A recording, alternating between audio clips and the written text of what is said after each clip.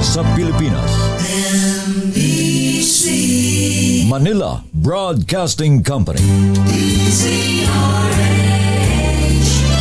DZRH, member, kapisanan ng mga broadcaster ng Pilipinas. Oras sa Apo Secretary Gibo Chodoro, alas 8:08. Programang nakikinig, programang inaalam ang masasabi mo, programang magbibigay ng tama at totoo para tama ang alam mo. Tara, usap tayo para malaman ang Damdaming Bayan.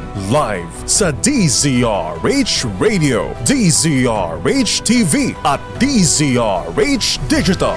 DZRH Damdaming Bayan. Kasama sina Lakay Deo Macalma at Sister L. Elaine Apit. DZRH Damdaming Bayan.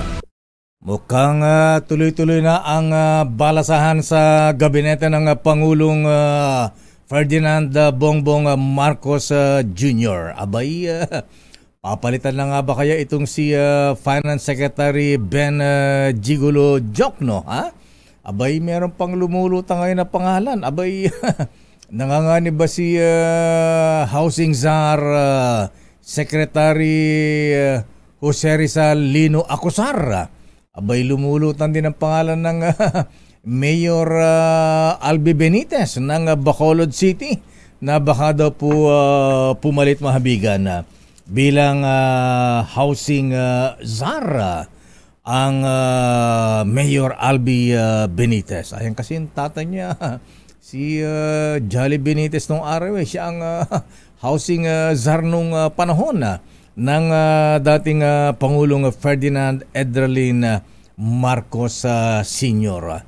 So maraming issue ngayon po mahabigan, kaya lang marami ang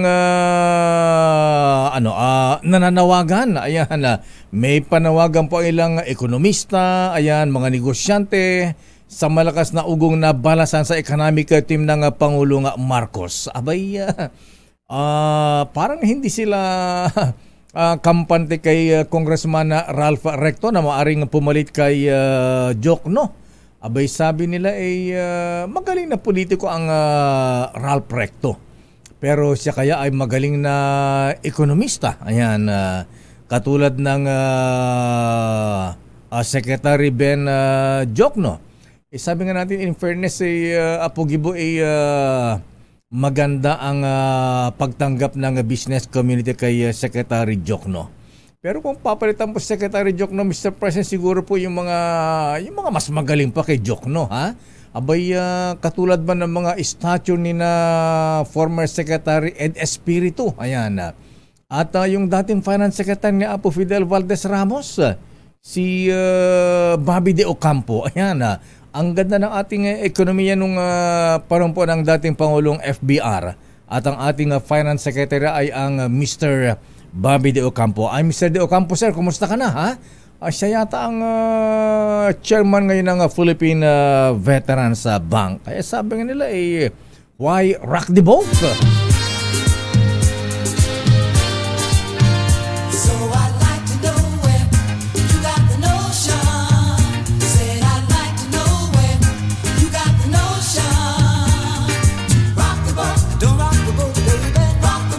Babalikan natin yan dahil nasa ating linya na mahabigan ang ating Secretary ng Department of National Defense bago ito lumipad sa West Philippine Sea.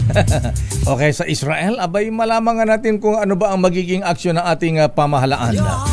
Abay, ano ba ang rekomendasyon ng National Security Council? Abay, iba-iba po yung mga opinion. Saan ba dapat i-file ang kaso laban sa China dahil sa ganitong panibagong harassment? Dahil binabaliwala yung ating mga diplomatic protest, ha? Saan ba ang dapat i-file ang kaso? Sa UNCLOS ba? United Nations Convention of the Law of the Sea, or sa ITLOS, ha? Ano nga ba ito, ITLOS? International Tribunal for the Law of the Sea. o sa ICC, International Criminal Court. Nasa ating linya ang Defense Secretary Apo Gibo Teodoro, sir, na imbang bigat. Good morning, Apo Secretary. Good morning po. At lahat po sa ating taga-panood, taga-pakinig na imbang bigat itong galmay sa kada kayo, Apo Kaunlaban. Ayan, nimbang bigat, Apo Secretary, yung nga po ang tanong natin. Salamat, Apo. Ano po ang inyong rekomendasyon bilang Defense Secretary at isang magaling na abogado, bar top notcher, ha? Alam po ninyo may mga iminumong kay si Solicitor General Minardo Guevara. Pero ano po ba ang dapat sa tingin po ninyo? Ano po inyong may re-recommenda sa Pangulong Marcos? Pati ang DFA may rekomendasyon. Saan po ba ang dapat i-file ang kaso? UNCLOS, ITLOS o sa ICC, Apo Secretary Gibo?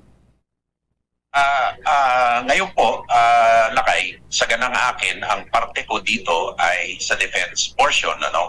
Yan ang pagtatatag ng ating credible deterrent posture at pag-ipag-ugnayan sa ating mga kaalyado hinggil sa mga gawain, illegal na gawain ng China sa West Philippine Sea. Ang mga detalye niyan ay mahigpit na ipinagbabawal na i-disclose sa ating publiko dahil alam naman natin, operational ito. At maging ang China, hindi natin alam, Lakay, ang nangyayari dyan.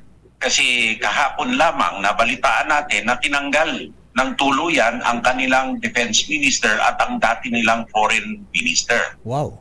At sa ngayon, Lakay, ang hirap ay sila ang nag-host ng Code of Conduct talks sa South China Sea habang ganito naman ang ginagawa nila sa atin.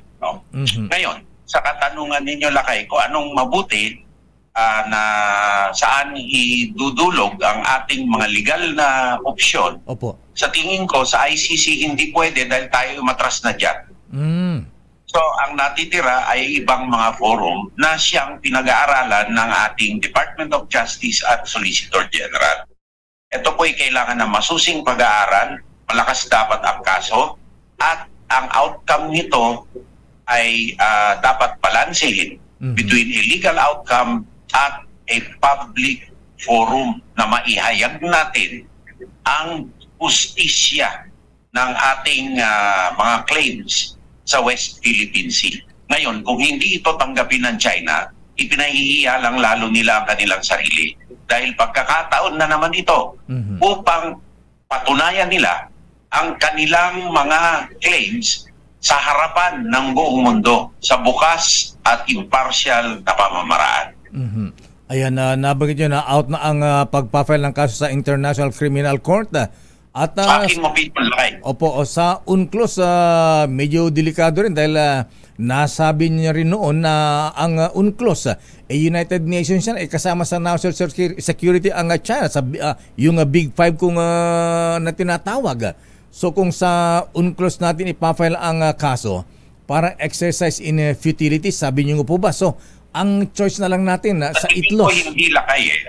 Sa akin ito ay hindi posisyon ng gobyerno, sa aking personal na opinion. Opo. Kasi bawat ruling ng tribunal, ito ay nagiging parte ng inihayag ng mga prinsipyo ng international law. Kaya dumadagdag ang mga alituntunin ng international law na tinatanggap ng nakararaming bansa. At sa tagal ng panahon, ito ay nagiging customary international law. So, bawat prinsipyo na ihayag ng anumang tribunal ay authoritative na source ng international law. Kaya hindi natin pwedeng sabihin walang halaga itong mga ito. Okay, So, sa inyong mga nabanggit, Secretary Gibo, sir, so ano po ang legal remedy na nararapat nating gawin? Kasi yan ho ay Lakay, I have to defer sa mga eksperto at dalubhasa sa ating DOJ at kay Solicitor General Guevara. Mas sanay po sila dyan kaysa sa akin. Okay. Secretary, sir, nabanggit nyo kanina na inalis na yung Defense Minister ng China at yung Foreign Minister. So, ano po ang assessment nyo? Ano ang impact nito? Ito ba ay dahil sa West Philippine Sea o dahil sa issue sa China? Taiwan? Hindi po natin alam. Lakay, yan ang problema sa pakikitungo sa China. Hindi sila transparent eh. Ang gobyerno nila, hindi natin alam kung paano nagtatrabaho. Hindi natin alam kung sino ang kausap natin at kung itong pag-uusap, kung meron man, ay magre-resulta sa isang matibay na kasunduan. Ang diplomasya at pag-uusap ay natural na importante, ngunit dapat ito'y nakabatay sa mga prinsipyo ng international law. Ito'y bukas at ito'y open sa publiko para walang sasabihin na may pinangako dito, pinangako doon, para litaw ito sa publiko. Ang hirap ay hindi natin alam sa ganang akin. Kuwari nyo, sasabihin ng iba, bakit hindi tayo makipag-engage sa defense minister ng China? Sino ba kausapin natin? At saka para kay? Dahil pinapasukan nila tayo dito at ginugulo tayo. Ano pang pag-uusap? Bago mag-usap, siguro magpakita sila na nire-respeto nila tayo bilang tao, bilang isang bansa, bilang Pilipinas. Dahil sa pangharas mo sa atin, parang pambubuli sa atin ng China, Secretary Guibo, may mga bansang nagpahagi na po ng suporta sa atin, like of course US, UK, Japan, Australia. Anong klaseng support ang pwede nilang ibigay sa atin, Secretary? Well, ito'y suporta sa paghayag, numero 1, ng rules-based international order. At ito ay importante dahil sa international law, hindi individual, hindi kongreso ito eh. Pag-uugnayan ng mga bansa ito. At ito'y naturally parang chess ho ito, no? Padamihan ho na kaalyado at matamaan po yung magiging tama ang ating legal position. Secondly, sila po ay katulong natin sa pag-enforce ng ating territorial jurisdiction and sovereign rights sa ating exclusive economic zone. At yan, pag-iigtingin po natin ang ating pakikisama po sa kanila dahil freedom of navigation at freedom of overflight ay isa pong napaka-importanteng bagay para sa buong mundo, hindi lang po sa atin.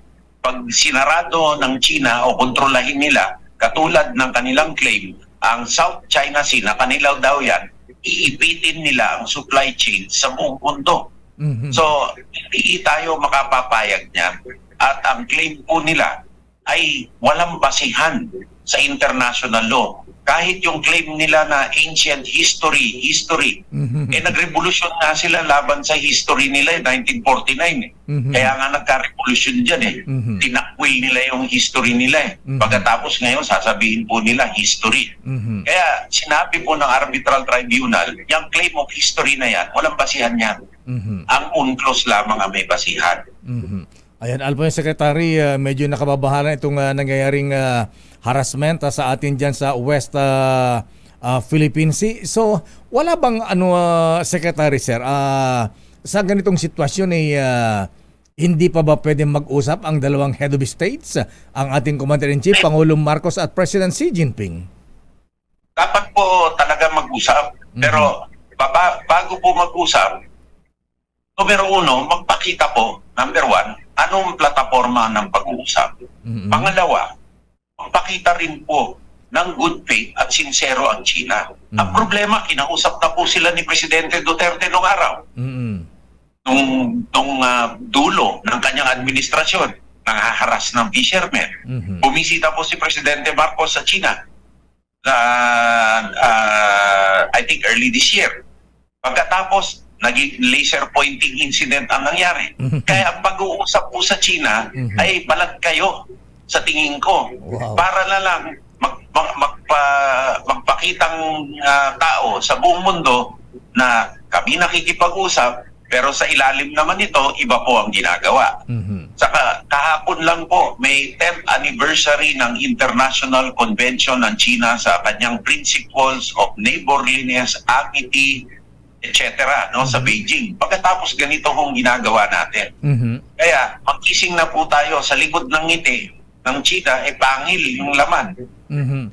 So, lumalabas, Secretary, na para pong wala pang epekto yung meeting ng ating Pangulong Marcos at dating Pangulong Digong kay Xi Jinping recently. Hindi ko na po kailangan sagutin yan. Nakikita naman po sa ebidensya kung ano nangyayari. Ayan na. So, sino po ang sa ganitong sitwasyon na Secretary? Siyempre, ayaw naman nating makipaglabanan sa China dahil una, ang liit-liit nating bansa at titirisin lang tayo. Sino kaya ang pwedeng bansa or leader na pwedeng mamagitan sa pagitan ng Pilipinas at China, Secretary, sir? Hindi ko po masasagot yan, Lakay, na nasa DFA na po at ang ating Pangulo na makakasagot yan. Lamang, ito ang maliwanag. Hindi po tayo nakikipaggera, hindi po tayo nakikipaglaban. Sinasabi lang po natin, galangin at umalis sila sa 200 nautical mile exclusive economic zone natin. Huwag natin silang papasukin. Ngayon, hindi naman po natin pinapasok yung 200 nautical mile exclusive economic zone nila. Tama. Ang laki-laki na po ng bansa nila, pati atin ang liit-liit, inaako pa nila. Ayan na. Parang kumbaga sa matyong eskalera naman ang gusto, bisaklat pa. Anyway, Secretary Gibo, so ngayon po, ano po ba ang assessment ninyo ng National Security Council? Ano po ba ang mga intelligence report? May sa ganitong sitwasyon ba, parang matindi ang pagnanais ng China na sakupin pati ating exclusive economic zone? May possibility kaya na salakay ng China ang ating teritoryo sa West Philippine Sea sakupin, Secretary Gibo, sir? Palagay ko magdadalawang isip din naman po sila. Number one, alam ng mundo ang ginagawa nila at karamihan sa mundo ay tutol sa ginagawa nila. Kung meron man silang sentido at meron silang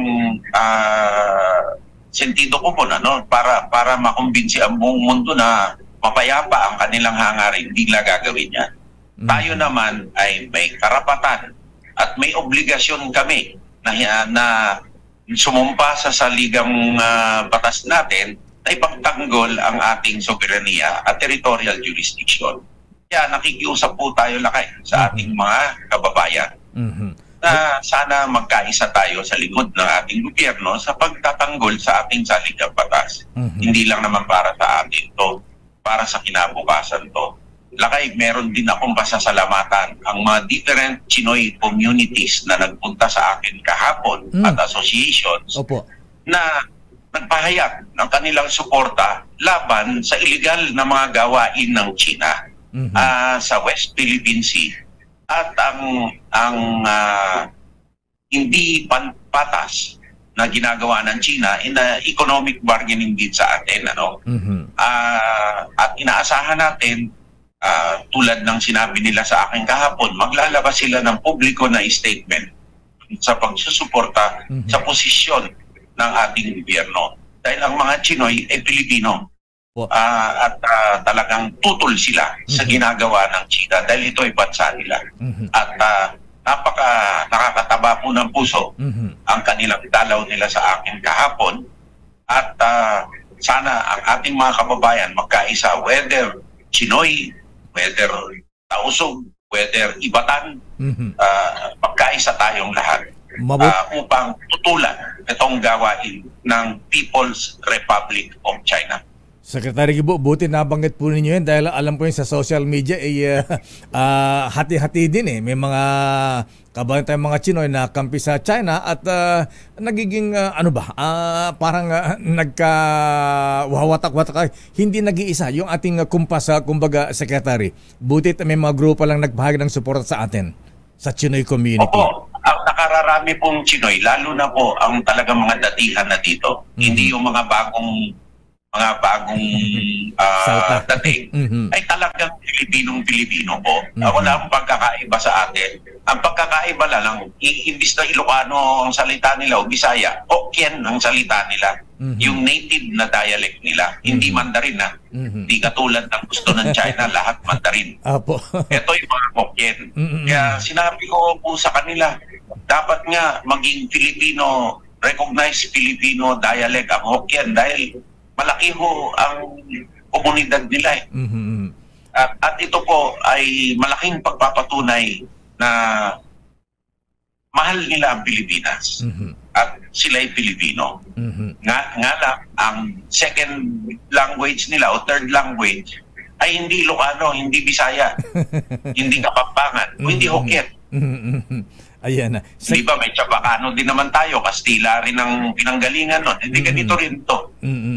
Anyway, Secretary Gibo, lately ay meron kayong order sa DND at AFP na huwag gagamit ng artificial intelligence system dahil sa issue ng national security. Ayan.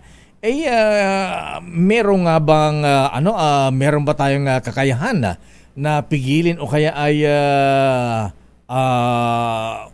ay gagamitin ng China ang AI para i-paralyze po ang ating mga vital facilities like power or communications.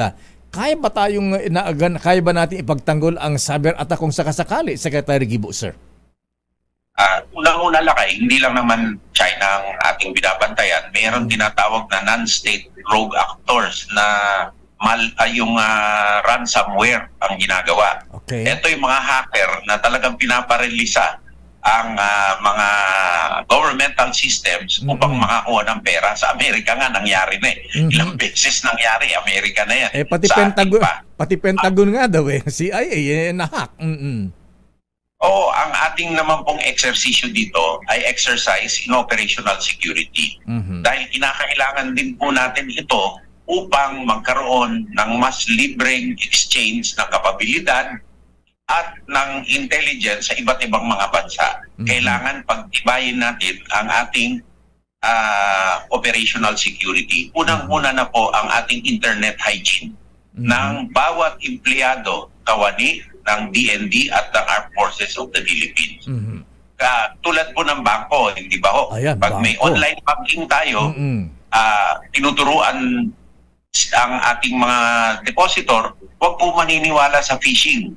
Huwag pong maniniwala sa mga email na spam na maglalaging kayo. Kasi kahit na anong gaano katibay ang sistema ninyo, kapag napasukan na kayo ng hacker through a fake email, mapapasukan talaga kayo na mapapasukan. At may damage na ng konti bago ito maganap. Ngayon, sa high security environment, katulad dito po, kailangan mag-exercise po ng utmost operational security, lalo na po sa mga ganitong panahon. Naku, isa na lang Secretary Sir, alam po niyo marami na sa ating mga sundalo, mga retirees, na-resolve na po ba yung issue ng MUP, Secretary Gibo, Sir?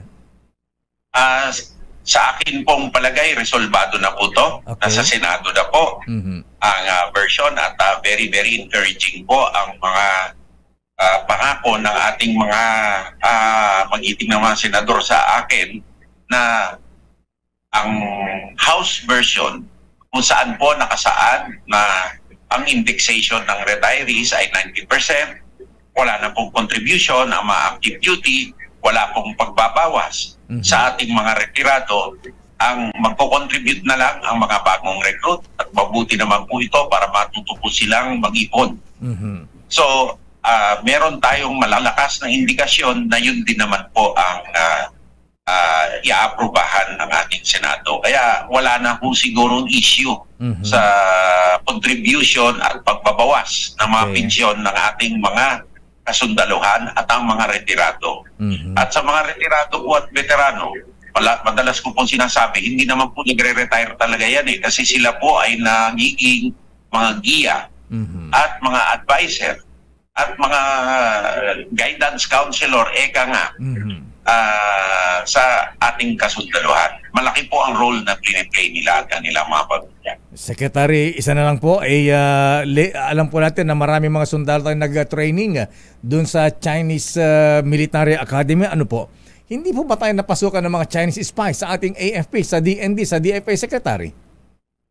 Sa tingin ko po, yung mga pinapag-train natin doon ay very minimal ang chance na sila ay maging spiya. Ang mga spiya ay ang mga hindi natin nakikita at hindi natin nakikilala. Yun po ang mas delikado at yun po ang pinagmamabuti natin na alamin kung meron man at gawan ng tamang paraan po para ma-neutralize o mahuli po itong ay. Secretary, bilang Defense Secretary po, ano po ang inyong panawagan? Masasabi sa ating mahabayan, lalo siguro yung mga nasa bahagi ng gilid-gilid ng West Philippine Sea, ang Batanes at Palawan. Ano po ang mensahe natin sa ating mga kababayan, Secretary Sir, in regards sa security po natin? Ang ating pong Pangulo ay sinasabi itong insidente na ito sa West Philippine Sea, we are treating it very seriously. Ngayon po, napakaraming hamon ng ating bansa, hindi lang po dito sa West Philippine Sea, ngunit kung kundi dito pa rin sa pagpapatibay ng katahimikan internally sa ating bansa. No? At gaya po ng nasabi ng ating Pangulo, both internal and external security and peace are important. Lalo-lalo na po dito ngayon sa parating na barangay election, inaasahan po natin na sana walang karahasan na mangyari. Ngayon, ang pinaka-importante po, ang pinakamalaking kalaban natin ay ang false news, disinformation na may layunin na paghiwa-hiwalay tayo. At wala tayong isang posisyon upang mapag-ibay ang ating defense establishment, security establishment. Kung hindi po matibay ito, hindi po matatag ito, wala pong matibay na bansa. Lahat po ng prosperous na mga bansa sa mundo, kahit na napakaliit, katulad po ng Singapore, mga Scandinavian countries, napakatibay ng kanilang armed forces at defense establishments. Ito po ang garantiya na sila po ay magiging makasarinlan at ang kanilang mga polisiya ay sustainable at mapapangalagaan ng tunay ang interes ng kanilang bansa. Kaya ang apela po natin sa ating mga kababayan, magkaisa po tayo at isipin po natin ang interes ng isang malaya, matatag at makasarinlan na Pilipinas. Salamat po. Secretary Gibo, sir, maraming salamat. Diyos Agina, na imbagang bigat. Apo, Secretary. Agyaman na po na apo, kada kayo para ito'y gundaway nga maipalawag na ito'y posisyon tayo, kadagijay, kakahilian tayo. Thank you very much, sir. Mahabigan, Defense Secretary Gilbert Gibo Chodoro. Hindi tayo nakakalipad hanggang ngayon kasi nag-aaway tayo palagi. Kung sa halip ng paninira, magtulungan naman kaya tayo para umangat ang ating bansa. Lilipad lang tayo pag nagkaisa tayo. Edukasyon, trabaho, pagbaba ng presyo ng bilihin. May plano na po ako para lumipad muli ang Pilipinas. Sama na kayo. Ito po si Gibo Chodoro. Galing, talino, may plano. Gibo Chodoro para Pangulo. Teka muna, malayo pa yan. Daming bayan. Mahabigan, ayan, ating mo narinig ang Defense Secretary Gibo Chodoro. Ayan, sana nga ay marisolba at sana ay sa ganitong sitwasyon ay kailangan po natin talaga ng pagkakaisa. Babalikan po natin ang issue ng balasahan. Miss Let Narciso mula sa Malacanang. Standby, ano ba yung schedule ng Pangulong Marcos ngayong araw ng Miyerkules? Dito muna tayo sa mga good news, mga kuyang, mga misis, at sa mga lovers, coffee lovers. Yung bang mga may hilig sa kape, ha? May twin pack na ang James 3+1 na coffee mix. Ito ay may plus ingredient na Korean ginseng na nagpapasigla ng katawan at memorya. Ang James 3-in-1 Coffee Mix Twin Pack ay may spirulina na mayaman sa protina at minerals. Kaya naman napakasarap magkape. Lalo na kung kapeling mo ang mahal mo sa buhay, o di ba? Ano pa ang hinihintay po ninyo? Mag James 3+1 Coffee Mix ka na. James 3+1 Coffee Mix Twin Pack, tulong para may plus ka sa life. Daming bayan. Oras Mayor Albi Benitez ng Bacolod. Ikaw na nga ba? Ha? Magiging housing czar ka na nga ba? Oras Chief Justice Alexander Diaz-Mundo. Alas 8:38. Champion, gawang peerless na...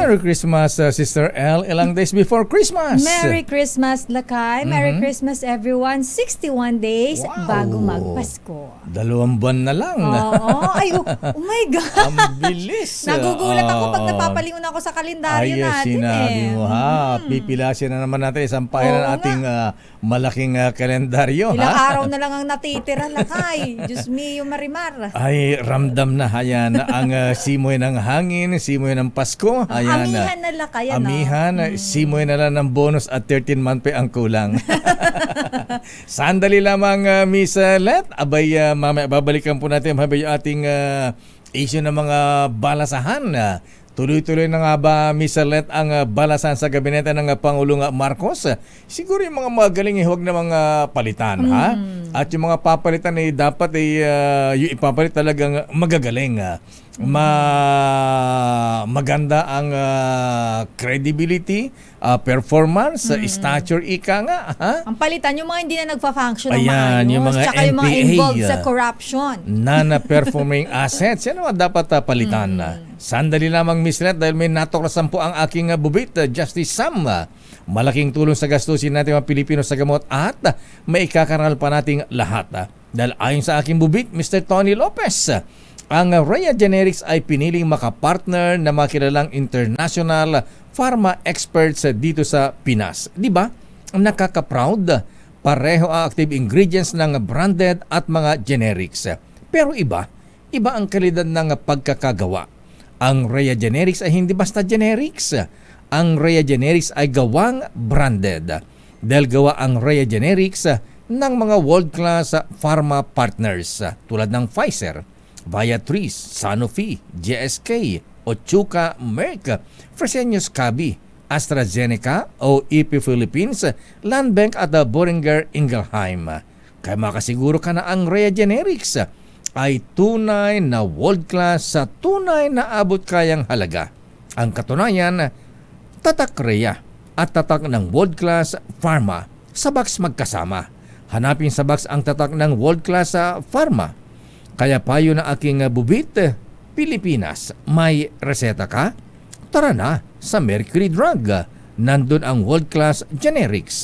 If symptoms persist, consult your doctor. Damdamin Bayan. Ano ang latest sa Malacanang, Sister L? Aba, alamin natin, Meron na Lakay. bang balasahan? May announcement na ba ang Pangulong Marcos? Alamin natin, Lakay, kay Miss Leth. Pero si Pangulong Bongbong Marcos, Lakay, mukhang may lakad siya ngayong araw. Saan ang lakad? Dahil ang Pangulo ay makikibahagi sa anibersaryo ng Federation of Free Farmers. FFF. Ayan. Alamin natin kung ano pa, aside from this, ano pa ang mga aktibidad ng Pangulo at ano pa ba ang kanyang mga statements sa mga nangyayari sa bansa, Lakay. Ang dami-dami nangyayari, Lakay, Ay, no? sinabi mo. Parang kung ako yung presidente, mauntog ko na lang yung ulo sa pader. Huwag naman. Nakaka-stress. Lumalaki na ang mga eyebags ng presidente ngayon. Oo nga eh. Pero alamin natin ang update mula dyan sa Malacanang. Nakatutok si RH14, Miss Leth Narciso. Miss Leth.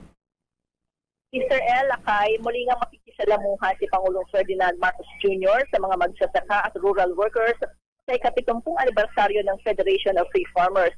Ang FFF ang pinakamatandang organisasyon ng mga magsasaka sa Pilipinas.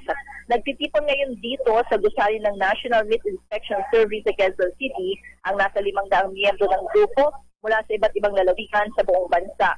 Tampok sa selebrasyon ang gagawing pagkilala sa ama ni Pangulong Marcos na si dating Pangulong Ferdinand Marcos Sr. para sa kanyang legacy sa larangan ng agrarian reforms at maging sa liderato ni PBBM sa pagpasa ng New Agrarian Emancipation Act. Ibinida naman ng FFF ang mahalagang papel na ginampanan ng kanilang organisasyon mula sa pagsasabatas ng Agrarian Reform Program at pagtatatag at pagpapalakas sa support agencies, partikular ang Department of Agriculture at Land Bank of the Philippines. Sa mga sandaling ito ay inaabangan pa ang pagdating ni Pangulong Marcos, pero kabilang sa mga bisita na nandito na ngayon, sila NFA Administrator Roderico Bioco, NIA Administrator Eduardo Guillen, si dating Agriculture Secretary Manny Piñol, at binanggit din na kabilang sa darating si dating Pangulo at Deputy Speaker Gloria Macapagal Arroyo. Lakay? Yan, so ano ang mangyayari dyan? Ano oras ang darating ang Pangulo? At ano ang asahan ng ating mga magsasaka? May pronouncement ba ang Pangulong Marcos? Meron ba i-announce na magiging Agriculture Secretary talaga? Yan yung aabangan natin lakay, pero alas 9 pa yung schedule ng presidente dito. 10 minutes na lang before 9. Lakay. Hindi naman yun nalilate. Actually, minsan mas maaga pa siya doon sa schedule niya. Ayan. Ayan na. So wala bang, anong sabi ni Secretary Cheloy Garafil? Wala bang, surprise announcement ang Pangulong Marcos? Wala pala kayo, di ba? Sabi ni Presidente, mukhang hindi pa naaayos yung mga kailangang ayusin sa DA, kaya ayaw niya munang bitiwan. Pero ayun nga, pag yung mga bulong-bulungan naman, sinasabi niyang may napili na at hindi pa nga lang napapangalanan. So, mag-aabang tayong lahat-lakay. So wag na yung surprise, yung ano na lang, yung October 31. Hindi pa daw talaga holiday, Miss Det. Hindi na ba holiday? Ipit yan. Kung si Pangulong Jeme o kay Secretary Dick Gordon dyan, holiday na yan. Holiday economics, ika nga. Lakay, wala daw plano ang Malacanang na Wala. mga holiday yan. Baka ayaw na ng mga negosyante, masyadong mahaba yung bakasyon. Yan naman ang inaayawan ng mga negosyante. Lugi negosyo. Anyway, Ms. Lent, maraming salamat. Magandang umaga. Thank you. Good morning, balik sa inyo, Lakay at Sister El. Habigan, Ms. Lent Narciso, at ang Pangulong Marcos ay pupunta sa affair ng mga farmers na kasapi ng Federation of Free Farmers.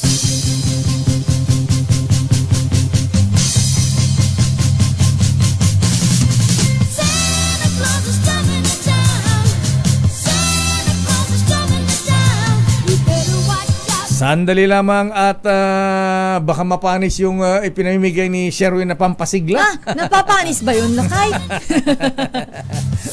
Baka mabura ang tao. Alamin nga natin kung nasaan mamimigay ngayon ng limpak-limpak na salapi at masarap na inumin. Ang Santa Claus ng Bayan, Ninong ng Bayan, Sherwin Alfaro sa ating DZRH, Malakas Aguinaldo Promo. Dahil malakas ang kakong makinig sa DZRH, malakas ka rin sa amin. Itodo nyo na ng malakasan ang inyong radyo at makakaina ang matyempuhan ng aming roving reporter na nakikinig o nanonood sa DZRH. Instant, mananalo ka ng malakasang 1,000 pesos sa DZRH Malakas Promo, hatid sa atin ang kauna-unahang radyo sa Pilipinas, DZRH. Una sa Pilipinas, una sa Pilipino. Sandali lamang Santa Claus at kailangan ano tayo ha? Kung mamamasko, kailangan magmano tayo.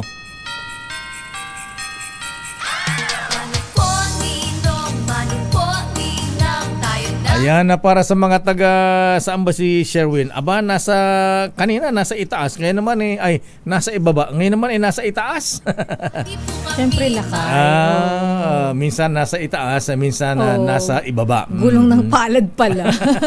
Ilalim tsaka ibabaw. Ay, talagang ganyan ang buhay. Minsan nasa itaas, minsan nasa ibaba. Minsan ang gulong nasa ibabaw lang ng bubungan. Para hindi lipad ang hindi bubong. Hindi pa rin ang buwan ng bagyo. Nasa barangay Itaas, Mandaluyong City ang Ninong ng Bayan. Ninong Sherwin, saan ka dyan? Sherwin. Batay sa survey na ginawa natin, halos 90% ng Pilipino adult ang naniniwala sa kapalaran. Talagang parang kalsada. Ang taray ng survey mo Kapalaran Street. Anong kapalaran ng mga barangay kandidato sa pagkabarangay kapitan at kagawad dyan?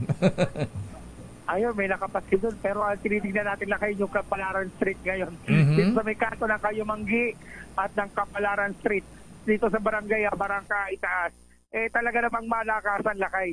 Malakasan ang pakikinig ng DZRH. Dahil, biro mo, isang Tagalooban, saka isang may tindahan. Unahin muna natin itong Tagalooban. Tatay, pangalan mo? Elson Malyanao. Si Tatay Elson, inarinig na kanina na may sinasabi na nandito yung DZRH. Kaya nilabas yung kanyang radyo. Ayan. Talaga. Inabahan ka sa kalsa. Wow, ganda ng transistor ni Tatay. Pulang-pula. Ang cute. Oh, cute. Talo yung... Luma na yung kanyang radyo. Radio Wealth pa yata yan Pero gumagana pa. Malakas pa yan. Eh kung di na gumagana, papalitan ko na kay Sherwin yan. Ano, Lakay, gusto mong palitan natin to, parang nakakaawa na yung radyo na eh. Ganun ba? Eh, sabi mo kay Kuya kung gusto niya ng brand new na mini component. Gusto mo ba ng brand new na mini component, tatay? Kung ano may ibigay sa akin, malaki pa pasalamat sa akin. Sige, bigyan mo na, Sherwin. Bigyan mo ng natin. Salamat agad eh. Palagi ka ba nakasuning sa Disar? Yes, boss. Lakay, Deo Makalma. Ano pa? Ano pong... Hindi pa na ko po si Cory Aquino. Nakikinig na ako. Lakay, nagbanggit ng administrasyon. Before EDSA People Power Revolution pa, ha? Reporter sa Lakay. Reporter tayo noon. Anyway, Sherwin, bigyan mo kagad si Kuya na ng pampasigla. Pampasigla dahil medyo tignan mo no, tatakip siya ng parang lungkot tong si tatay. Napapangiti na eh. Nakangiti kayo. Sino pa po rin mo announcer muna? Deo Makalma. Bigyan na yan. Dahil si Deo Makalma pa rin mo announcer, may 1,000 pesos ka na! Maraming salamat sa pamaluan ng DZRH, Deo Makalma. Ito pa, pampagising pa ng dugo. Bigyan mo na inumin si Kuya. Dahil gusto nating magising pa si tatay, re-resetahan natin to ng pampasigla. Vitamin. Vitamin F. Matatanggap na pampasigla ngayong umaga. Meron ka pang Ayun aba naman. Ayan, Fundador Super Special. Humalik pa. Aba, hindi namin nakita eh. Humalik ba si Kuya? Humalik ba? Hindi namin nakita. Ayun! With feelings, ha? Parang gusto tumakbo ni tatay. Gusto tumakbo. Ayaw ko, sakit na ulo. Takbo lang. Pero Kuya, drink responsibly, ha? Ayan, hina-hina lang. At dahil, Sherwin, dahil lubos-lubosin na natin dahil medyo mahina na yata yung transistor ni Kuya, bigyan mo ng mini component si Kuya. Bigyan mo na daw. Bigyan natin ang mini component. Aba naman, sa mga nakikinig dyan, alam niyo na. Ayan. Yung ganda-ganda naman, Gusto ko yan black. Maraming salamat. Ayan. Marcel Alfaro, ang kanyang driver. Ayun. Kuya, ha? Ayan. Warning lang, Kuya, ha? Ayan, yan pong radyong yan ay naka-tune na sa DZRH yan. Bawal galawin. Wag mong gagalawin yan dahil pagka inilipat mo sa kabila yan, mamamatay yan, masisira yan. Bigyan na lang po mawawala yung signal. Thank you ulit. Thank you. Maraming salamat, Kuya, at congratulations. Good morning. Thank you po. Una pa lang yan, ha? Dahil ito talaga yung pinakamalakasan dahil meron pa. Wow. Bigyan mo na inumin yan. May spaghetti, Sherwin, may spaghetti. Wala. Nagganot ng spaghetti. Sinanay Pipina, pag isa na hindi ka lumayong ka mula dyan. Iwanan mo muna yung niluluto ko. Baka naman masunog. Mukhang sarap na niluluto ni ate. Pinakbet ba yun, Lakay? Pinakbet. Sarap naman yan. May favorite. Naku, Lakay. Birthday nyo ngayon. Oy. Apa. Wow. Happy birthday po. Ilan taon si ate? Happy birthday to. Happy birthday to you. Happy birthday to you. Sherwin, tutugtugan natin. Ilan taon si ate? Sherwin, ilan taon si ate? Ilan taon na po kayo? 63 po. Batang bata po si ate. Bigyan ka agad na 1,000 si ate. Ayan, birthday pala. Bigyan mo agad. Ayan, pa-birthday, Sherwin, bigyan mo na 1,000 si ate. Bigyan ka agad natin na sino muna paborito mo ka announcer tuwing umaga. Ang paborito ko pong announcer, sila kay Deo. May guwapo, makalma pala kay talaga. Sherwin, dahil tinawag kong guwapo, bigyan mo pa na additional 1,000 si ate dahil birthday niya. Ayan. Ayun. Sir Deo, makalma, guwapo, marami. Naku na, yan ang gusto ko sa inyo ha? Ayan. Thank you very much po. Welcome po. Ayan. At para birthday niya ngayon, Lakay, bigyan mo ng inumin si... Magpapainom yan. Bigyan mo ng vitamin F. Bigyan natin ng vitamin F. Ayun. Thank you po. Ayan. Ayan. Congratulations. Happy birthday, Nanay. Nanay, wag niyo inumin yan, ha? Sa mister niyo na lang. Lalo talaga sa pakbet, wala siyang patis eh. Nanay, hindi para sa yan, ha? Para sa mga bisita mo sa iyong birthday, Oo ha? nga. Sa bisita mo, Nanay, ha? Maraming pong salamat. Wala po ka naman. Wala kayo iniimbitahan ni Nanay Bibi na ang mga taga-barangay, Barangka, Itaas na magpunta Nilahat. sa kanyang tindahan. Dahil libre mamaya ang inom.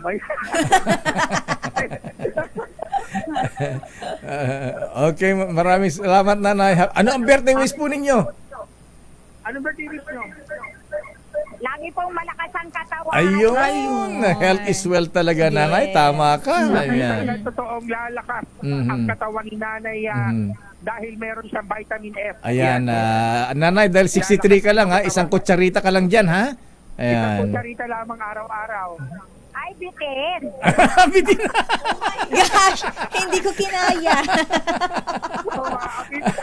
So, dapat isang kupita. Pwede. Okay, maraming salamat, Nanay. Happy birthday. Kaya naman sa lahat ng mga nais manalo ng malakas ang 1,000 pesos at vitamin F. Kaya na, tumutok lamang kayo sa Diesel Ace. Baka kayo ng susunod nating winner sa Diesel Ace Malakas Promo Ice number 6. Sherwin Bata Alfaro, tuloy-tuloy sa magbabalita, tuloy-tuloy sa serbisyo. Sama-sama tayo. Pilipino! Maraming salamat, Nanay, at happy birthday. Maraming salamat, Ninong Sherwin Santa Cruz ng Bayan, sa ating DZRH Malakas Aguinaldo Promo. Oras, Sister L. It's 9:01. Standby, Boy Next Door. Ano ang latest kay Boy George? Sa bagay, na-interview ng 2x2 kanina, ano, ha? Sandali lamang at batiin natin ang mga nakikinig sa atin sa Ilocos, ha? Taga Ilocos, Lubakia. Abay, binabati natin si Mayoran. Nanonood sila sa Curimaw. Wow. Curimaw, Ilocos Norte. Hi, Apo Mayora Judith Kilala, ha? Ng Curimaw, Ilocos Norte. Ayan, naimbang bigat, Apo. Aglalo ko dagiti amin nga kandidato iti pagka-barangay kapitan kan Kagawad, SK. Dita Ilocos Norte, ha? Agraman ka dagiti kailyak dita pinili Ilocos Norte, Apo, Barangay Pagdilaw, Barangay Tartarabang, Barangay Apatot Lubong, Liliputan. Ang cute ng pangalan ng mga barangay sa inyo, Lakay. Sinabi mo, parang ha? sounds gulay. Ano? Barangay Purita, Apatot Lubong. Apatot Lubong. Ang cute ng pangalan. Ganyan ang mga barangay namin. Sa amin, Sister Lakay, L. kasi mga santo. Mga santo ba sa inyo? Sa amin, Barangay Bautista, San Vicente, St. John de Baptist. Akala ko Santa Barbara, Jesus Maria Jose, mga ganyan. Iba yun. Wala ba yun? Ay, Mayora Judith Kilala, good morning. Abay, binabati ka ni Manong Apo Ardi Jojo Kilala. At happy birthday kay Napol Sapaden at Pijo Yapo. Ayan. Sabi ni classmate Saturnino Nonong Barques. Lakay, meron ditong shout out natin, i-greet natin. Sabi dito ni Ma'am Shirley Torrio, shout out yung staff ni Lakay First Lady. Si Ma'am Shirley Torrio at mga staff ni First Lady Imelda Marcos. Ayan ba binabati ni Manang Biday? Ay, Manang Biday na imbang bigat. Ayan. Ay, hello sa mga taga IRM staffs. Nanonood daw sila sa TV ngayon, Lakay. Batiin daw natin sila kasi magtataka sila bakit natin sila binabati. Ganun ba? Hindi siguro ni alam na pinapabati sila. Pati sa NBI, ayan, nanonood din sila sa atin. Good morning. Pinapabati na happy birthday ni si Kuya Beng Felipe, ha? Binabati ni Kuyang Deputy Director Jojo Yap at Chester Ganda at Mad sa Armada. Happy birthday din pala, Lakay. Batiin ko lang din ang aking partner sa programa, Lakay, si Ka-Vendor Lawrence Pesigan. Siya ay nagbo-birthday ngayon. Ayan, happy birthday. At Lakay, batiin daw kita on air. Bakit? My best friend day today daw. Congratulations daw sa'yo. Very well deserved daw ang award mo at sa buong staff ng employees ng DZRH mula kay Kong Ador Plato. Ay, Ka-Ador, maraming salamat po at Governor Willie Villarama, Nakakahiya naman. Congratulations on your well-deserved award. Thank you very much, Sister L. Nakakahiya naman kabibigyan lang ng Rotary Club. Lakay ka nung ka. Pagka nga gintong parangal. Ayan, tapos naman. Tapos si Persida, si Pau Chief. Pau Chief. Persida. Tapos meron na naman. Actually po, kung hindi nyo lang po kung nakikita nyo lang po, punong-puno na po ng trophy itong aming booth. Maraming salamat Mr. Tony Lopez ng Manila Overseas Press Club at sa ating mga fellow awardees. Ayan, thank you very much po at congrats. At mamaya babanggitin natin yung mga pangalan ng mga awardees mamaya dyan sa Makati. At hello kay Supremo. Ayan. Batiin na rin daw si Supremo, Senator Lito Lapid today. Ayan. From all the Lapid staff. Hello po, Senator Lito Lapid. Senator Lito Lapid. Humahataw din sa survey ng Octa Research, ha? Ayan, number 10 sa ranking. Ayan, good luck, birthday Senator. Birthday niya ba ngayon? Hindi, yung si Senator Lapid. Ba't ilang beses mo mag-birthday sa isang taon yan? Ikaw talaga, Sir Flor, nina-etchos mo na naman. Alam ko, second birthday daw ngayon. Ang birthday ni Senator Lito Lapid, alam ko, February 30 Ayan. Wala namang ganun. Sila kayo naman, ilang taon pa lang siya ngayon. May leap year, di ba? Sandali lamang. Standby sa ating mga reports at talagang ang daming gustong makarinig ng mga balasahan. Sandali lamang, ha? At siyempre para malayo ang marating, dapat marunong makipagsabayan. Tignan mo ang Peerless Products Manufacturing Corporation. 60 years na pero di lang sila sumasabay. Consistent sila sa innovation at tumutugon sa pangailangan ng mga Pilipino.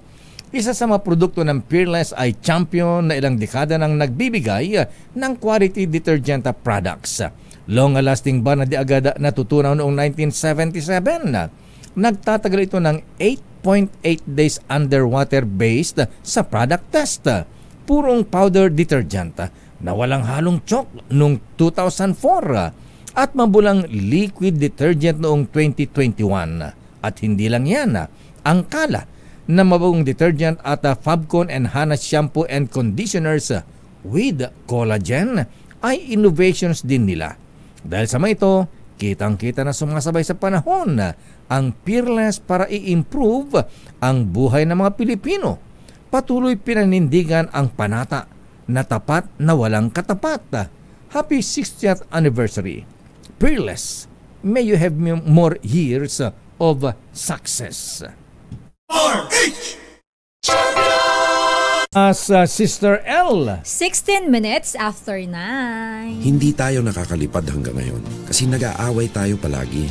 Kung sa halip ng paninira, magtulungan naman kaya tayo para umangat ang ating bansa. Lilipad lang tayo pag nagkaisa tayo. Edukasyon, trabaho, pagbaba ng presyo ng bilihin. May plano na po ako para lumipad muli ang Pilipinas. Sama na kayo. Ito po si Gibo Teodoro. Galino, talino, may plano. Gibo Teodoro para Pangulo. Oy, ayan po ay matagal. Matagal pa yan. Ayan nga. Nabang ko yung Deo na lang Ang dami bakit tatakbo ang presidente si Gibo? Ayan, 2023 pa lang. Hindi po ay part po na aking library sa mga political jingles na magaganda yan. Si Lakay ay sinisave niya po talaga yung mga yan. Nakakaano din naman Lakay, no? Batang-bata pa ako nung time na yun Joke. Anong year ba tumakbong presidente si Gibo? 2000. Ayan. Nakalimutan ko na sino mga nakalaban niya noon?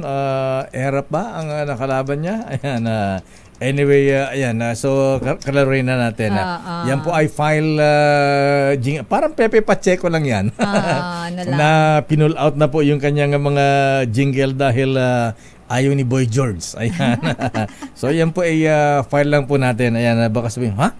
Tatong presidente si Gibo? Aba, hindi po. Ayan, file lang. Yan po ay jingle niya noong tumako siyang presidente nung araw. Hindi bawal mangarap ang mahirap basta't maaabot ito sa malinis na paraan. Ayan, parang ganyan lang. Jingle ni Senator Manny Villar. Ayan. Parang elementary pa ako. Ganun ba? Asan daw isa yung lumalangoy daw sa basura, di ba yan? Nakaligo ka na ba sa dagat ng basa? Ayun. Ayun. Oh, yan, Lakay. Tanong namin, tuloy ka bang isa sa amin? Nalaman mo na bang mapapag-aral ka niya? Ayan, yan po pero ang the best na political jingle, taro yung aking medede rito, ha? Ayan, kay Manong Johnny. Gusto natin yan, lahat happy tayo. Gusto ko happy ka. Gusto ko happy ka. Gusto ko happy ka. Abay, dapat lang, Manong Johnny, kailangan ayaw natin na malungkot. Masaya tayo lahat. 2010 pala tumakbo. 2010 si Senator Gibo. Tama ako, Lakay. Elementary pa nga lang ako niyan. Charot lang. Chika lang. Hindi ka pa nagsasalawal noon. Mayroon naman. Sila kayo na. talaga eh. Sandali lamang at may report si Manang Milky. Upgrade sa Cybercrime Center. Mga ilangan ng 3 billion na pesos. Aba, pagka ba ginasasan ng 3 billion yan, Manang Milky, hindi na tayo mabibiktima ng mga magagaling na hackers. Arrest number 12. Milky Rigunan, please kami na. Milky. Lakay at Sister L, mangangailangan ng 3 bilyong pisong dagdag na pondo ang Cybercrime Investigation and Coordinating Center o CICC para ma-upgrade ang operasyon at mga pasilidad nito. Itong itinanukalan ni Congressman Luis Campos Jr., ang Vice Chairman ng House Committee on Appropriations, sa harap ng sunod-sunod na security attack sa ilang website ng gobyerno. Ayon kay Campos, dapat bigyan ng ICC o CICC ng Highly Advanced Fusion Hub at round-the-clock security operations center para naman sa threat detection, response, and prevention. Ang CICC ay interagency body na binuo sa ilalim ng Crime Prevention Act of 2012 para manabanan ng criminal activities na ang target ay paggamit ng computer network at network devices. Nakapailalim ito sa Cybercrime Fighting Division ng Department of Information and Communications Technology, National Bureau of Investigation, Philippine National Police at Department of Justice. Sa data ng Frost & Sullivan, isang business and consulting firm na nakabasa sa Texas, tinatayang $3.5 billion o nasa 200 billion pesos ang nawawala sa ekonomiya dahil sa cybercrime. Sa 2024 National Expenditure Program, umaabot lamang sa 320.8 million pesos ang budget ng CICC. Para sa kauna-una sa Pilipinas, DZRH, ako si Milky Rigunan. Tuloy-tuloy sa pagbabalita, tuloy-tuloy sa serbisyo, sama-sama tayo, Pilipino. Damdamin Bayan. Salamat Manang Milky Rigunan. Isa pang report, Sister L. Unilateral exercise ng Philippine Fleet umarangkada na. Fleet umarangkada na. Saan yan? RH-52. Edniel Parosa. Edniel. Train as we are organized, fight as we are trained. Yan ang direktiba ni Philippine Fleet Commander Rear Admiral Renato David kasabay ng pag-arangkada ng unilateral training activity ng primary unit ng Philippine Navy. Nagsimula ng exercise pagbubuklod sa Naval Operating Base sa Subic, Zambales na layong hasain ng iba't ibang fleet unit kasama na ang mga reservist.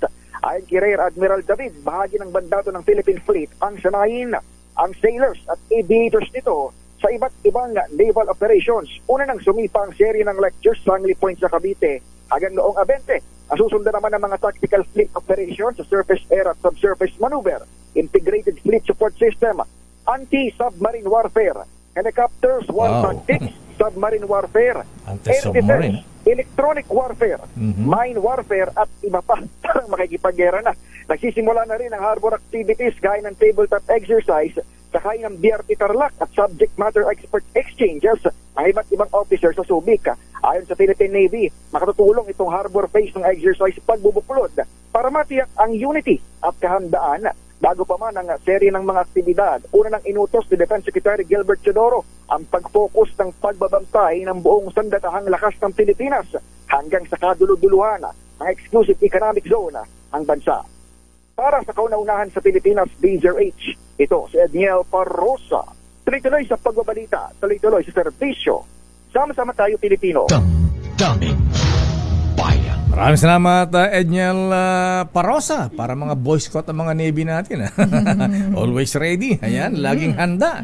Ayan, ano ang latest sa Maynila? Ayan, sa mga cemetery ba? May mga tarpaulin ba ng mga kandidato dyan? Oo, ngayon, tsaka ano, Lakay?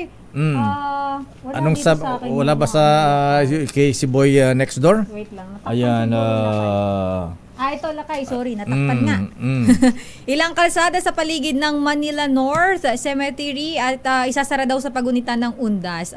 Tsaka boy, may di ba lakay yung mga yung mga pasaway na pati kung ano-ano sa nagdidikit ng mga tarpaulin. Yung mga mga barangay posters? Posters. So, boy, mayroon ba diyan mga pasaway tsaka may ang balita ko lakay may mga ilang diyan, may mga ilang sa Caloocan yata yun. Na-mix up ko na. May sinaralakay kasi. May sinarang sementero. Pero alamin natin ang sitwasyon dyan mula kay RH29, Boy Gonzales. Boy. Mr. L. Lakay gayon, naglabas na ng advisory ang Manila LGU hinggil sa ilang kalsada isasara sa paligid ng Manila North Cemetery sa paggunita ng Undas.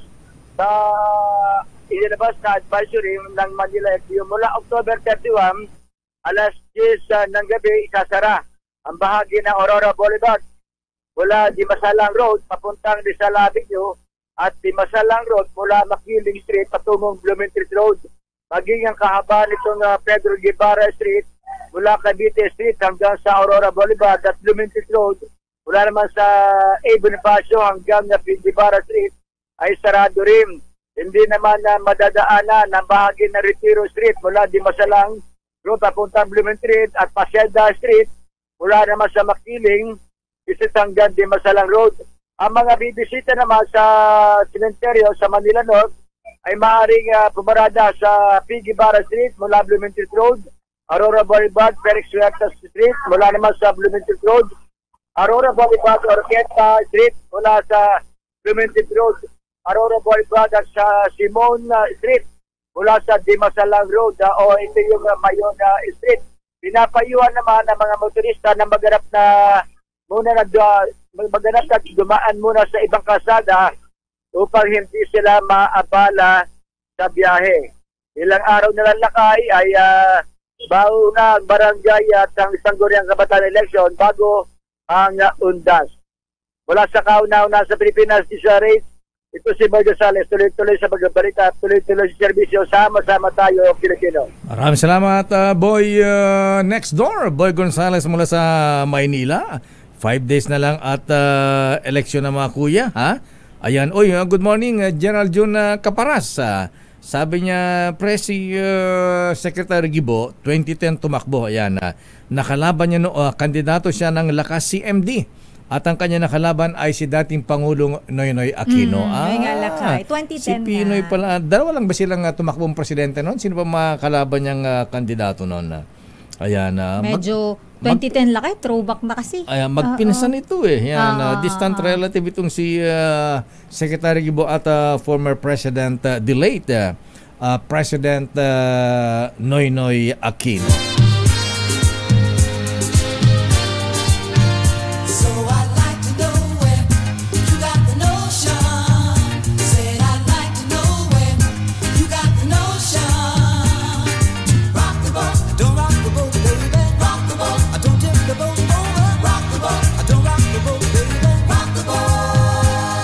Ayan na po Secretary Lucas Bersamin. Good morning Malacanang, Mr. President.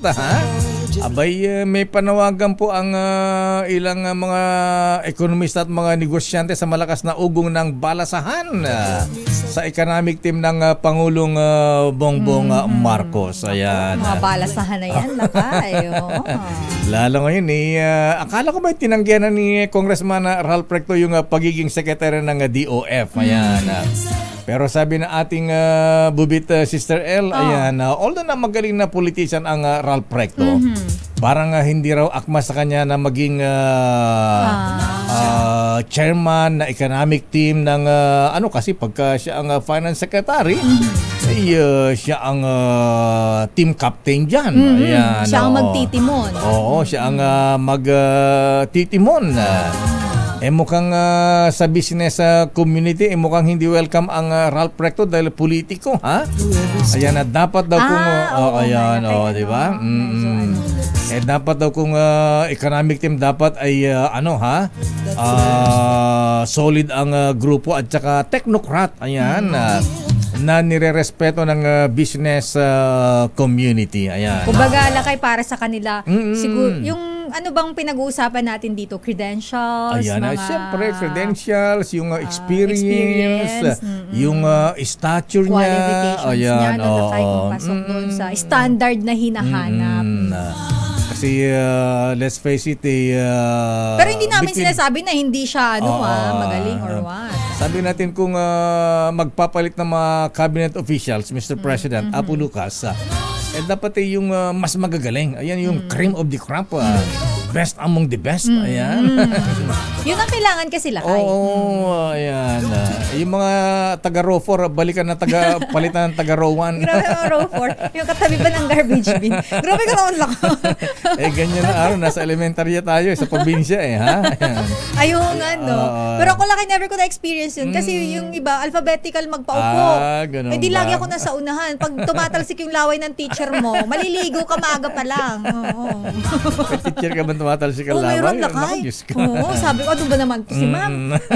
Pag nagsasalita, parang laging Anyway, sabi nga natin dapat yung maganda ang stature. Sabi nga natin ayan, naalala ko tuloy. Ayan, isa pa magaling din yung mga walang bahid ba ng anomalya, ha? Dati rin si mga katulad ba ng Alberto Romulo. Ayan. Ed Espiritu, sino ba? Ayan, eto magaling Finance Secretary ni dating Pangulong Ramos, ang ganda na ating ekonomiya nung araw. Itong si Bobby de Ocampo, Roberto Ocampo, mga kaibigan.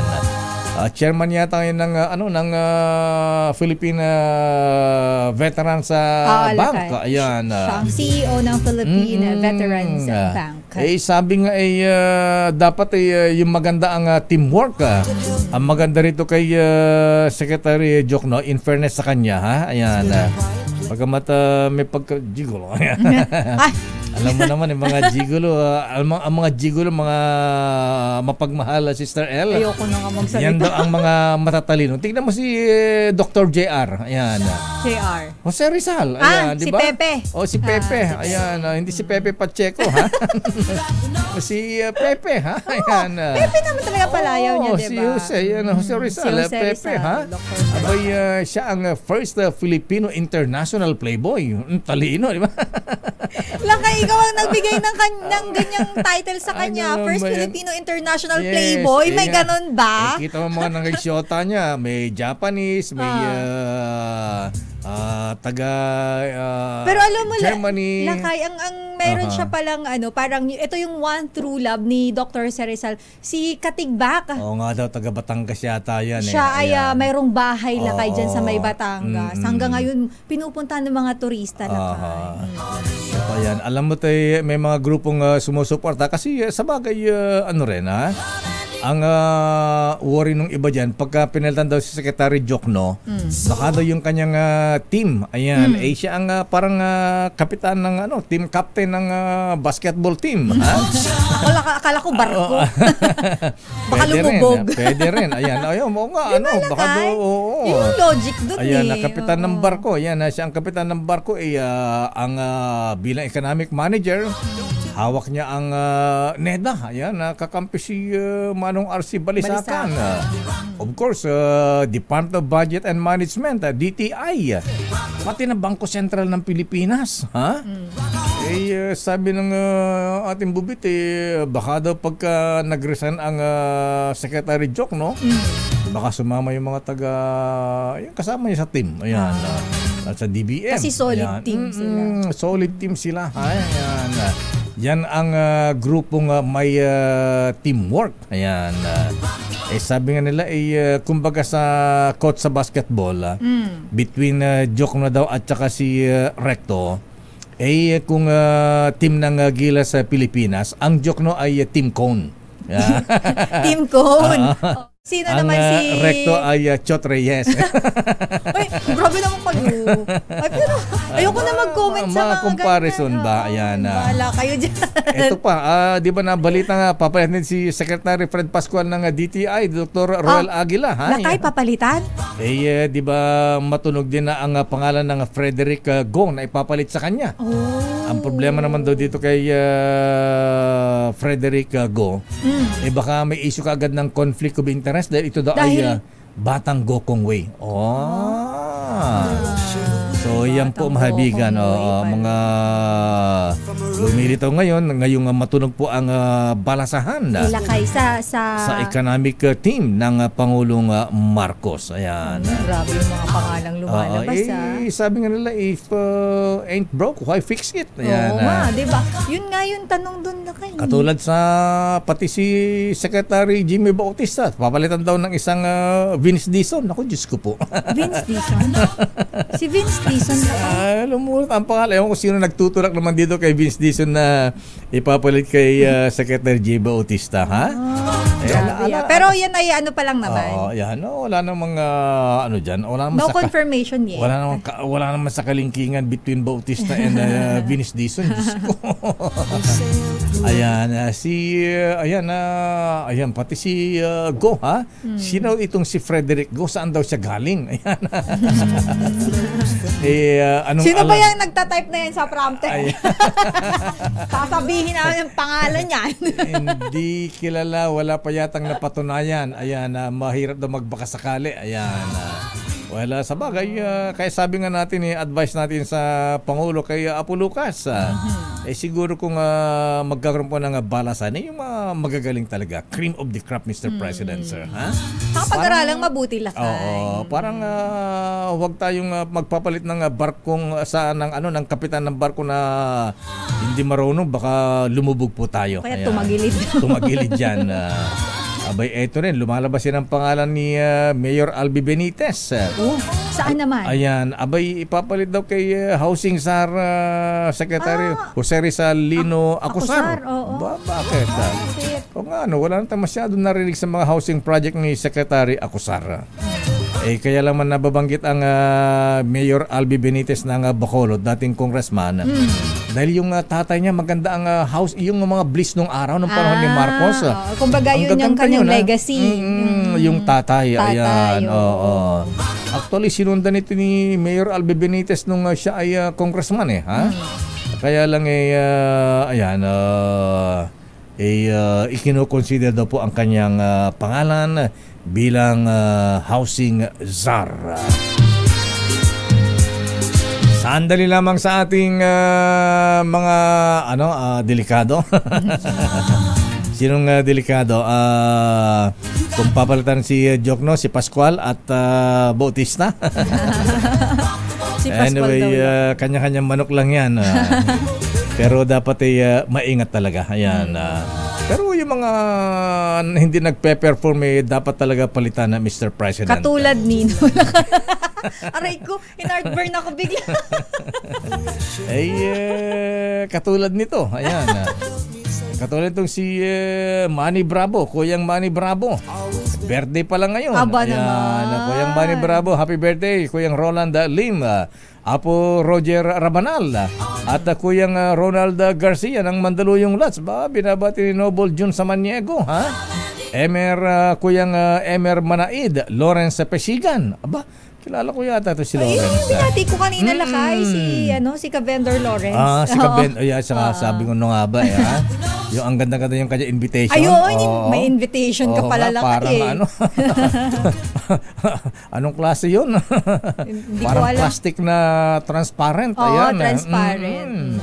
Happy birthday, Miss na Manny Ocho mula sa Sandigan 82, kay Pidjo Yapo at Napol Sapaden ng Bataca, Ilocos Norte. Sandali lamang po, mahibigan, at babalikan natin ang mga reports. At teka muna, at may pinabati si Kuya Jun Arias. Abay, sino itong birthday pala ni asan na yun? Birthday pala ni Kuyang Army Marine Colonel, ha? Colonel Rex Albano ng Philippine Marines. Happy birthday, Colonel Rex Albano. Ayan. Papayan ba ito ng Emperador Fundador Super Special. Ito pala nakalaban ni Secretary Gibo noon. Teka muna. Ang Vice President ni Gibo ay si Edo Manzano. Ang nakalaban niya ay teka muna, akala ko ba si Pinoy ang nakalaban niya? Andi, si Erap, ayan.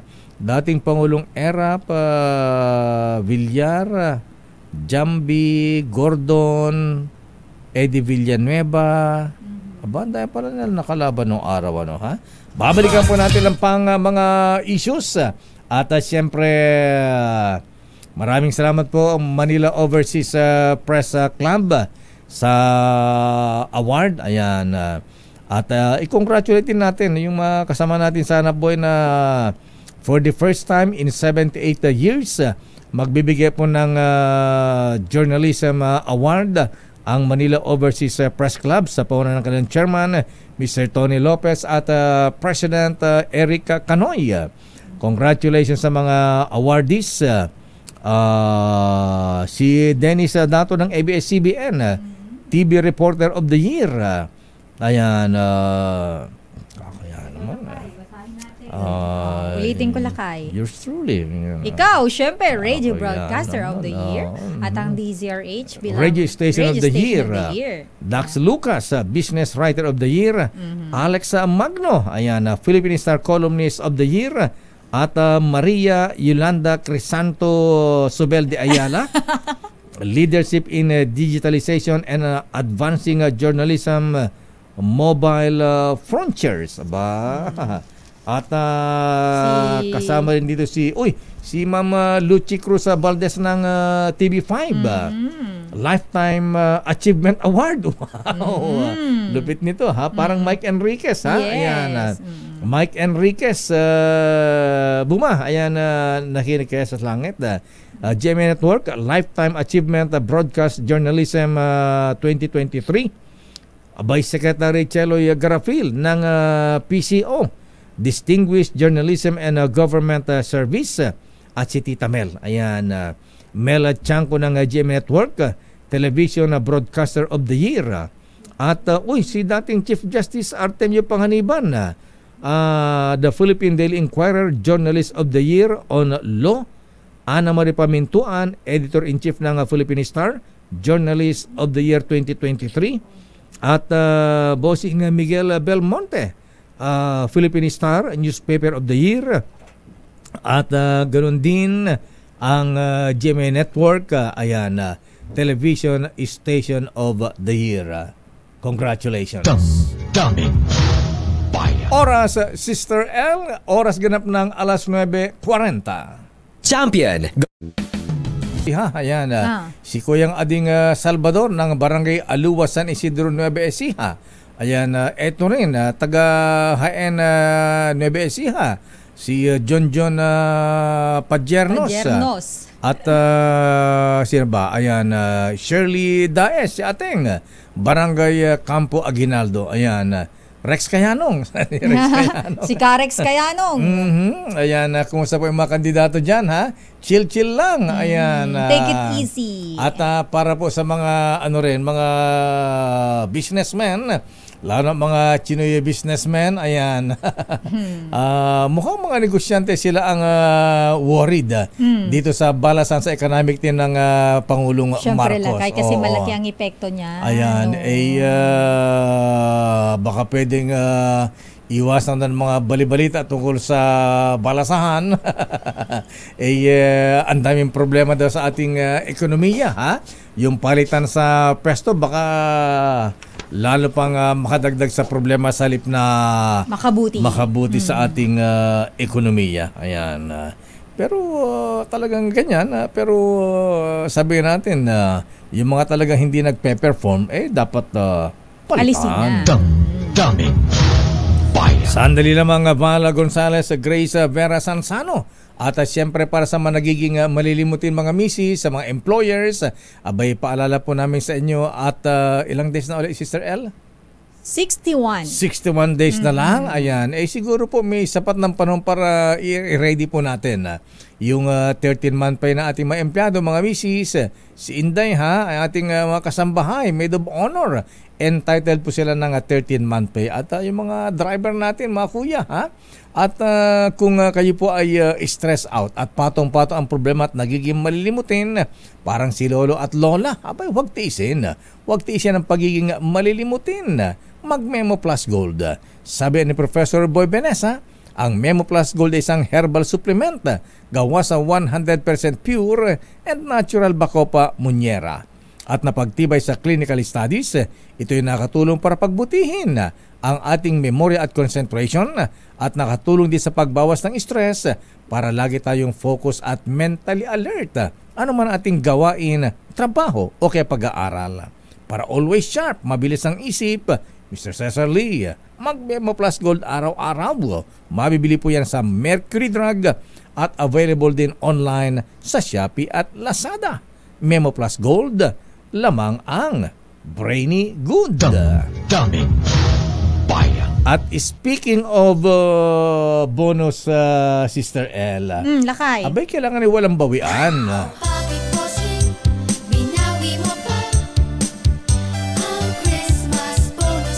Abay, sabi ni Kuyang Kabagis, PNP Chief General Benjamin Acorda Jr., ang bonus, walang bawian yan. Ayan, performance bonus ng mga pulis para sa fiscal year 2021. Aba, aga namang bonus ito, ha? Kailan yan? Sa bagay, delayed na ito. 2021 pa. Fiscal? Ba't na-delay, ha? Bakit ngayon lang? Ngayon lang ba? Ayan, naku, malaking oy, mga misis na mga pulis, makinig kayo. Alam niyo na, yung ATM na card. Matatanggap daw po ngayong araw, sabi ni Val Gonzales. Ayan. Baka maghang na yung mga ATM machine. Yung mga ATM dyan na hawak ni misis, automatic kay misis. Sabi nung Mr. Justin, i-withdraw na. Ayan. Ngayon pala, wala man lang mahahawakan. Magkano ba ang performance sa bonus ng bawat pulis, Val? Depende ba sa ranggo yan? Val Gonzales, please come in. Val. Your Sister L, maagang pamasko ang hatid ng Philippine National Police sa lahat ng kanilang mga tauhan at opisyal dahil nasa individual ATM payroll accounts na ang hinihintay nilang performance-based bonus to PCP para sa taong 2021. Ito ang inanunsyo ngayon ng PNP Public Information Office para sa kanilang mahigit 220,000 police force sa buong bansa. Ang pagkakatanggap ng PBB ng PNP para sa fiscal year 2021 ay matapos aprobahan ng Department of Budget and Management o DBM ang pag-release ng Special Allotment Release Order o SARO na nagkakahalaga ng mahigit 3.7 bilyong piso. Nabalam ang pag-aproba sa PBB para sa taong 2021 dahil sa hindi agad nakatugon ng PNP sa hinihingi noong mga compliance ng DBM. Ayon kay PNP Public Information Office Chief Police Colonel Jean Fajardo, ang PBB ay katumbas ng 52% ng individual monthly base pay ng mga pulis sa nabanggit na fiscal year. Nagpasalamat naman Mayor itong si PNP Chief Police General Benjamin Acorda Jr. sa national government sa pagkilala sa pagsisikap at dedigasyon ng mga pulis na tugunan ang nakaatang sa kanila na tungkulin at responsibilidad. Para sa kauna-unahan sa Pilipinas, DZRH ako naman Val Gonzales, tuloy-tuloy sa pagbabalita, tuloy-tuloy sa serbisyo. Sama-sama tayo, Pilipino. Daming bayan. Maraming salamat, Val Gonzales mula kay Gracia. Ito naman, lakay ba? Pag-ani ng palay dyan sa Central Luzon, halos tapos na. Pero yung presyo daw ng bigas, mataas pa rin. Bakit? RH25, Grace and Sana. Grace. Gracia. Wala si Grace. Abay dito sa report ni Miss Nicole. Your business is our business. Aba, matinding traffic sa Pilipinas. Tinukoy ng mga Japanese businessmen na hadlang daw sa investment dito sa Pilipinas. Allah! O nga, problema sa traffic? Alamin natin ang report mula kay Miss Nicole Lopez. Miss Nicole. Tinukoy ng Japanese businessmen na ang matinding traffic sa Pilipinas at kakulangan sa infrastruktura sa logistics ang hadlang sa mas maraming investments ng mga negosyante sa bansa. Ito ang sinabi ni Takashi Ueno, Chairman and CEO ng Uyeno Transtech Limited, sa isang dialogo ng Philippine Chamber of Commerce and Industry at ng Japan Chamber of Commerce and Industry. Ayon kay Uyeno, kung ikukumpara raw niya ang sitwasyon ng traffic sa Pilipinas, 20 taon ang nakalipas at ngayon, halos wala naman daw itong pinagbago. Payo ni Uyeno sa gobyerno ng Pilipinas, dapat maglatag ng mga polisiya ang bansa sa pagsasaayos ng public transportation at magpapatupad ng traffic regulation sa mga pribadong sasakyan. Bilang tugon, sinabi naman ni PCCI President George Barcelon na inuudyokan na nga raw nila ang gobyerno upang bawasan ang traffic sa Metro Manila. Ayon kay Barcelon, isa sa mga suhestyon nila sa pamahalaan ay ilipat ang ilang mahalagang sektor sa labas ng Metro Manila. Ginawa pang halimbawa ni Barcelon ng Indonesia kung saan may mga ulat na nagsasabing plano ng bansang ito na ilipat ang kanilang capital sa Nusantara mula sa Jakarta pagsapit ng 2045. Sabi ni Barcelona, mahirap talagang solusyonan ang traffic sa Pilipinas kahit pa maglagay pa ng maraming skyway sa bansa. Kaugnay nito, nakipagpulong din ang Japanese investors kay Trade Secretary Alfredo Pascual ukol naman sa bumabaan niyang kalidad ng saging at pinya na inaangkat ng Japan sa ating bansa. Ayon naman kay Hiroshi Oshima, Pangulo ng Japanese conglomerate na Sembikia Fruit Company, kinausap nila si Pascual dahil sa epekto ng climate change sa kalidad ng mga prutas. Sabi ni Oshima, bumibili ng pinya ang kanilang kumpanya sa Del Monte at Dole at 30% ng kanilang pinya ay gawa sa Pilipinas. Pero ngayon, hindi na anya desirable ang kalidad nito. Kaya naman, bumibilian niya muna ngayon ang kumpanya ni Oshima ng Ecuadorian bananas habang hindi pa naayos ang kalidad ng prutas sa Pilipinas. Inihayag naman ni Trade Undersecretary Seferino Rodolfo na tinatapos na ng Board of Investments ang isang polisiya na layong tumutok sa modernisasyon ng agricultural plantations upang makalaban sa climate change. Sabi ni Rodolfo, target anyang mailabas ng BOI ang bagong polisiya pagsapit ng Nobyembre. Samantala, lumakas ang palitan ng piso kontra dolyar sa halagang 56 pesos and 76 centavos kada US dollar. At yan ang ating balita sa mundo ng negosyo.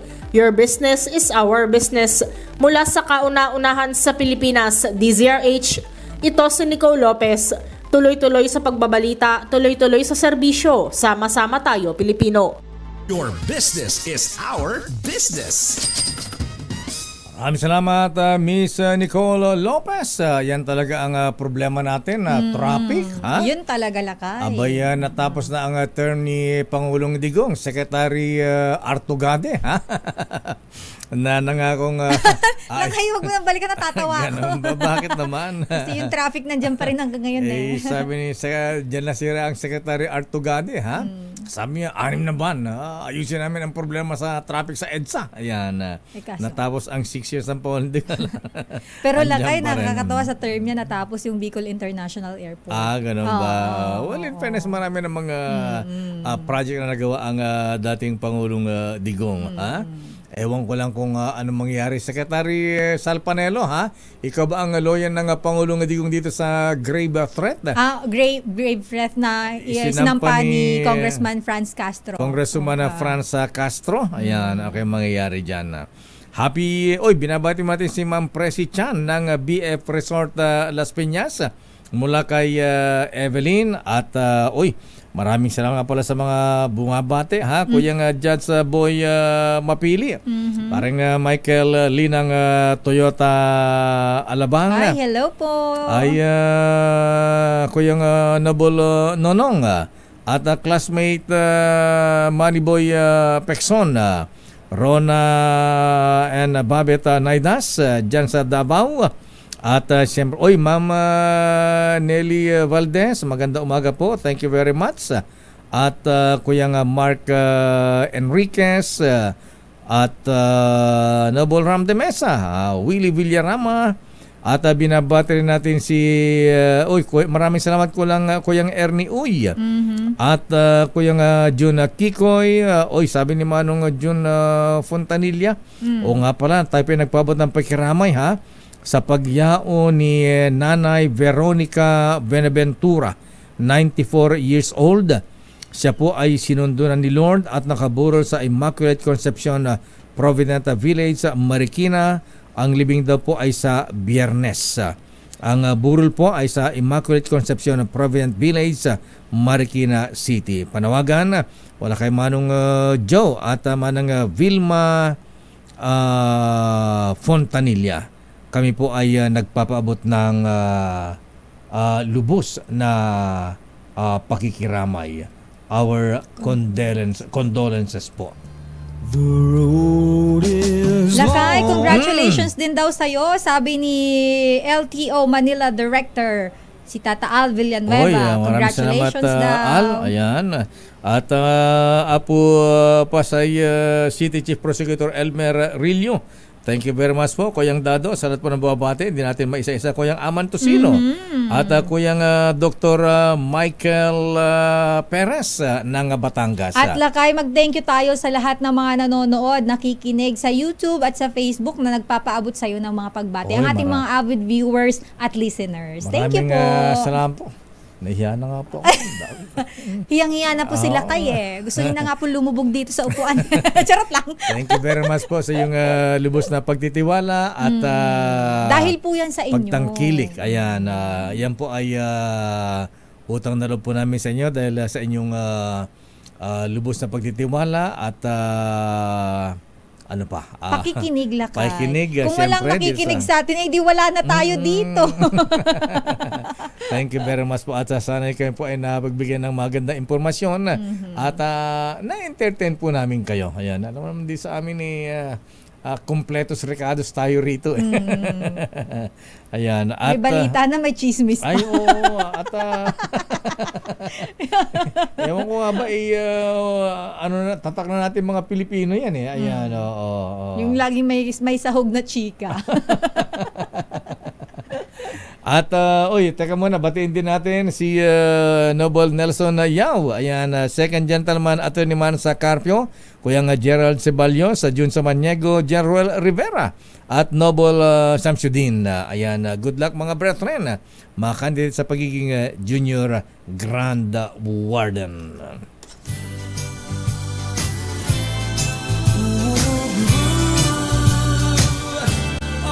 At yan na po ang kabuuan nating palatuntunan ng damdaming bayan. Ako po si Deo Macalma. Sister El po, Elaine Apit. Stay safe. Operasyon Tulong susunod na. Miss May Binauhan, Wonder Woman. Oras, himala. Tumpak na oras. Alas 10 ng umaga.